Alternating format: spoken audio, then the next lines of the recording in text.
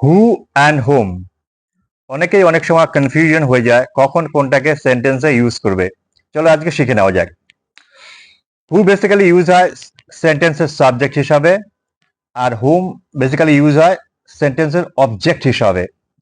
এখানে আরেকটা জিনিস তোমাদের মনে রাখতে হবে, সেটা হচ্ছে তোমরা যদি মনে করো ইফ হি শি ফিটস, যদি এই হি অ্যান্ড শি ফিটস হয় ওই কোশ্চেনে বা তার অ্যান্সারে, তাহলে তোমরা হু বসাবে।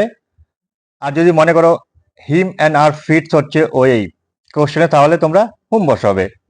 চলো এক্সাম্পল দিয়ে জিনিসটা শিখে নেওয়া যাক। Who call you yesterday, he call me yesterday. So এখানে আমরা হিটাকে পেয়ে যাচ্ছি আনসারে, তাই এক্ষেত্রে হলো who. Okay, who is coming to the party. এখানে দেখবে এই হুর ওপর একটু এমফাসাইজ করা হয়েছে, কে আসছে পার্টিতে, শি ইজ কামিং, অ্যান্সার হবে শি। তার জন্য আমরা এখানে হু বসাবো। Okay, next is whom. Whom did you call yesterday? I call him. তুমি কাকে কল করছিলে? আমি তাকে কল করছিলাম। লাইক এখানে হিমের উপর আমরা এমফাসাইজ করছি, এই জন্য এখানে হুম হলো। Next is to hmm did you give the book? তুমি কাকে বইটা দিয়েছিলে? I gave the book to her. আমি তাকে বইটা দিয়েছি, এখানে হারের উপর একটু এমফাসাইজ করা হলো, সেই জন্য আমরা এখানে হুমের ইউজ দেখতে পাচ্ছি। ওকে, আরেকটা জিনিস তোমাদের মনে রাখতে হবে, ask yourself that who is always doing action. হুটা কি করে? সবসময় ও অ্যাকশন নিজেই করে।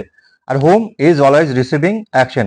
হুম কি করে? সবসময় রিসিভ করে অ্যাকশনটাকে।